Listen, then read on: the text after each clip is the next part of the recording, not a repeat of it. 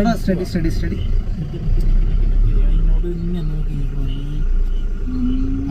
അവൻ്റെ ആ മുഖം അതിൻ്റെ ഇടയ്ക്ക് മറഞ്ഞു പോയി. ഒരു ശകലം കൂടെ മുമ്പോട്ട് സ്ലോ കണ്ണടച്ചിരിക്കുക. പുലി നമ്പർ 2 ഒന്നും പറയാം. അവനെ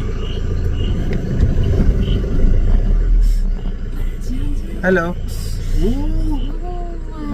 അടിപൊളി സീൻ.